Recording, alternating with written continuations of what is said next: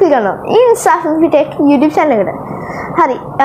so ඔයගොල්ලෝ subscribe කරේ නැත්නම් ඉක්මනට පල්ලෙහා තියෙන රප්පල් subscribe button එක ඔබලා bell notifications all වලට දාලා මේ වීඩියෝ like කරන්න.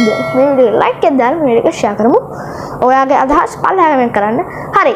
දැන් ඉතින් අපි බලන්න යන්නේ fuel pass එක යන්නේ petrol diesel pass එක කොහොමද ගන්න කියලා. so හරි. දැන් මම කියන්නම් ඒක කොහොමද ගන්න කියලා. හරි. ශ්‍රී ලංකා අපිට දැන් ඉන්ධන ලබා ගන්න QR code එකක් භාවිතා කරන්න වෙමින් පවතිනවා. ඒ කියන්නේ මෙන්න මේ නිසා මම හිතුවා ඔයත් එක්ක කතා කරන්න කියලා කොහොමද මේ QR code එක අපි රෙජිස්ටර් වෙන්නේ? කොහොමද අපි මේ QR code එක ඩවුන්ලෝඩ් කරගන්නේ කියලා. මෙන්න මෙතනදී ඔයා අනිවාර්යෙන් අමතක කරලා තියෙන්නේ කියලා මේ වීඩියෝ එක බලන්නත් කලින් ඔයා ගිහිල්ලා බලන්න ඔයාගේ වාහනේ තියෙන chassis number එක ගිහිල්ලා බලාගෙන ඉන්න.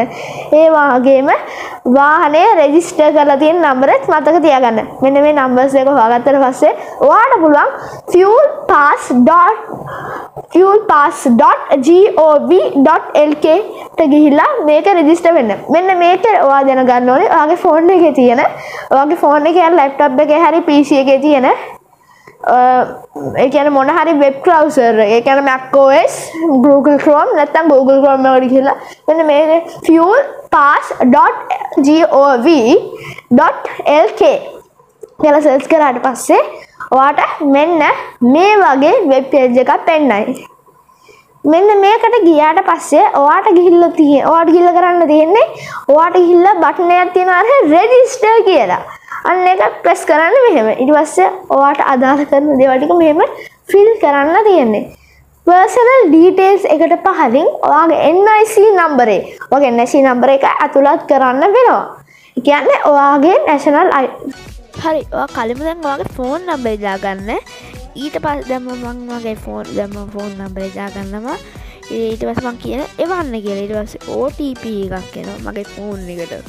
අපි අර OTP එක ඔන් වගේ උඩ ආව OTP එක ඔයගොල්ලන්ට පේන්නේ නැති OTP එක ඇවිල්ලා තියෙන්නේ. ඔයාලා පේන්නේ නැති. so දැන් මම OTP එක ගන්නවා. හරියට පේන්නේ නැති OTP එක තියෙනවා. OTP එක ගන්නවා දැන් මම. හරි. තහවුරු කරන්න කියලා දෙනවා දැන් මම. තහවුරු කරන්න කියලා ඊට පස්සේ අපි අපේ නම දාන්න ඕනි. හරි. ඊට පස්සේ ඔයගොල්ලෝ වාසගම දාන්න ඕනි. ගුණරත්න මොන හරි එකක් එහෙම වාසගම දාන්න ඕනි. මම මෙහෙම වාසගම දා ගන්නවා. දැන් හොරන්න වෙන්නේ නැති. ඊට පස්සේ ඔයගොල්ලෝ ලිපිනය දාගන්න ඕනි. මම දැන් මේ වගේ ලිපිනය දාගන්නවා. මම තාම ලිපිනය පොඩ්ඩක් දාගන්නවා.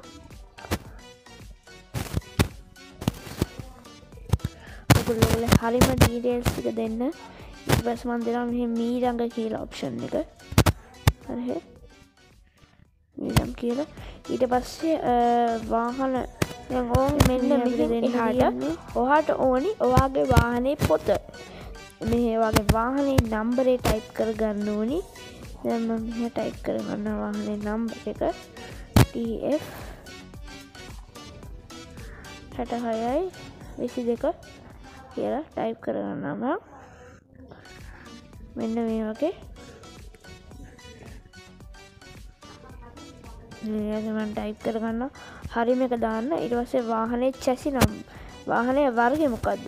කාර් එකක්ද, ත්‍රී වීල් එකක්ද, මම යතුරු පැදියක්. ඊට පස්සේ chassis number එක දාන්න තියෙන්නේ ඔයගොල්ලන්ට. chassis number එක දාන්න තියෙන්නේ පල්ලෙහා ඔයගොල්ලන්ට. මෙන්න මේ වගේ chassis number එක දාන්න තියෙන්නේ. ඔයාලට වෙනදී chassis අංකය කියලා තියෙනවා. එන්නේ ඔයගොල්ලන්ට chassis number දාන්න තියෙන්නේ. දැන් ඔයගොල්ලන්ට තියෙන්නේ ඔයගොල්ලෝ වාහනේ petrol ද diesel ද කියලා දාන්න. දැන් මම ලියාපදිංචි වෙනවා. ඔවුන් ලියාපදිංචි වෙන්න කියලා ගහගත්තා. ඔවුන් ලෝඩ් වුණා. ඔවුන් මගේ මෙසේජ් එකක් ආවා. ඔවුන් ලියාපදිංචි වෙනවා කියලා මගේකට මෙසේජ් එකක් ආවා. ඉතින් ඔයගොල්ලන්ට පේන විදිහට මගේ QR code එක ආවා.